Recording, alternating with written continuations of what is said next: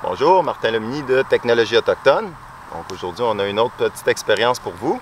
On va faire un petit vidéo de cuisson. Donc pour ceux qui nous suivent sur Facebook, vous avez probablement remarqué la fabrication d'un pot. C'est Marie qui a fabriqué le pot. Une belle petite expérience.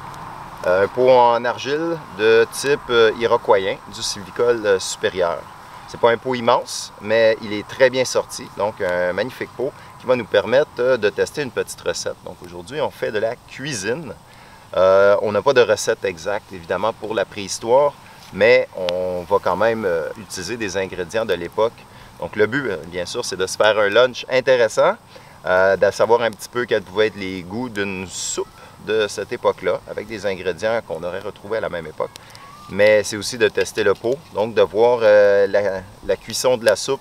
Il y a toutes sortes de questions qu'on peut se poser, à savoir combien de temps ça va prendre pour bouillir, c'est quoi la durée de cuisson. Bref, c'est de la céramique, on pourrait dire préhistorique et non moderne.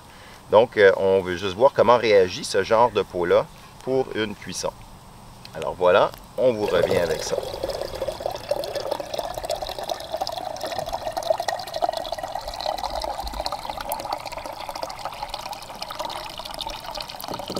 Voilà, on la remplira pas trop parce qu'éventuellement ça va se mettre à bouillir. Il y a un peu d'eau qui va descendre. J'imagine que la limite de l'eau va être quelque part au niveau du globe de la poterie. Pas plus haut que la panse, ce serait l'idéal, je pense. Alors, on va aller mettre ça près du feu, à réchauffer. Et éventuellement, on va mettre l'eau à bouillir pour démarrer notre soupe. Bon, alors, notre expérience se poursuit. On a mis l'eau dans le pot. Le pot est près du feu. C'est pas encore au point de bouillir. On fait juste réchauffer l'eau qui est dans le pot et puis de réchauffer le pot aussi. Ce qu'on voudrait éviter, c'est un choc thermique. Donc, on va attendre que le feu baisse en braise pour finalement mettre le pot dans les braises. On a des pierres pour stabiliser le pot. Un assemblage de 2 ou 3 pierres semble être idéal. Donc, initialement, c'est ça. On va mettre les ingrédients déjà. Alors, quel genre de soupe qu'on fait? Bon, rien de compliqué. Du poisson, une soupe de poisson.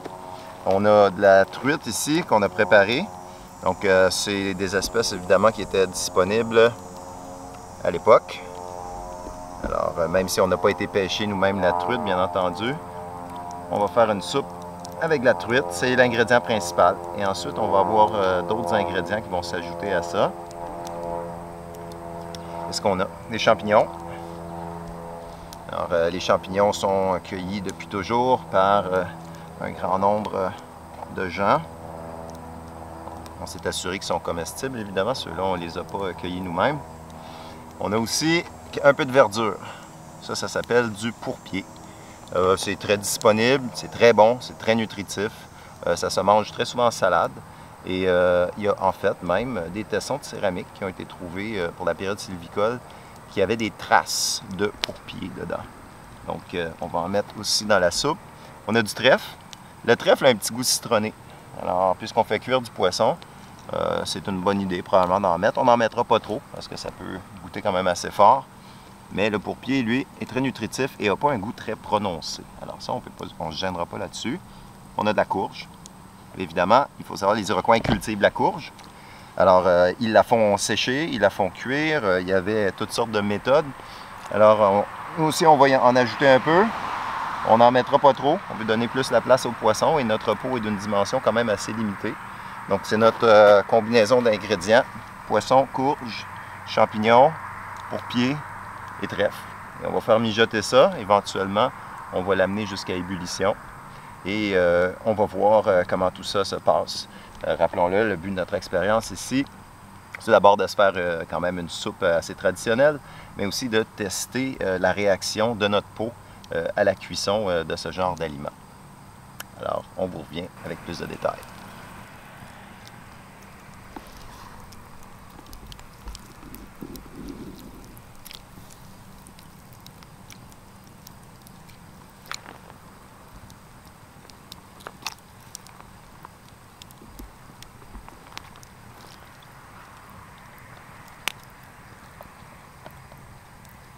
Donc là, le pot est chaud. On est prêt à le mettre sur les braises. On a mis des pierres pour l'asseoir. Donc on a ce petit bidule-là qui va servir à déplacer le pot parce que là, le pot est beaucoup trop chaud. pour pouvoir le tenir avec les mains. Alors voilà, bon petit mécanisme de transfert. Et à partir de là, on ne touchera plus au pot qui va devenir beaucoup trop chaud. Et voilà, le pot est au centre. On va le laisser chauffer un peu plus. Il est directement sur les braises. Et au besoin, on va alimenter un petit peu plus, jusqu'à ce que ça puisse bouillir comme il faut.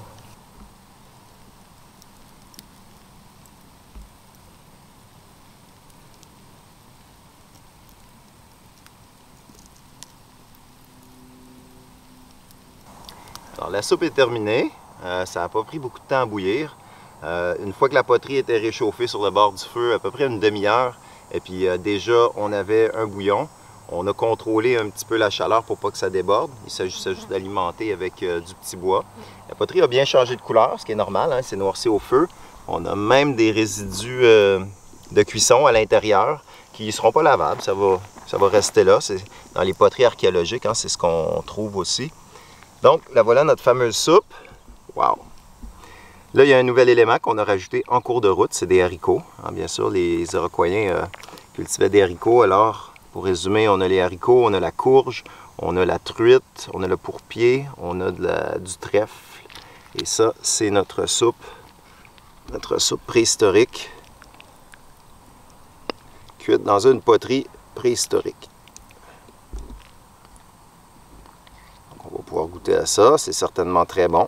La chose la plus intéressante, c'est la cuisson. Le pot a très bien tenu le coup. C'est toujours une question de contrôle. Tout comme la fabrication, au niveau de la cuisson, il faut aussi garder un œil, s'assurer que la chaleur n'est pas trop élevée et qu'on ne crée pas de choc thermique. Alors voilà, c'est ce qui conclut notre petite expérience de cuisson dans une poterie iroquoienne du Sylvicole supérieur.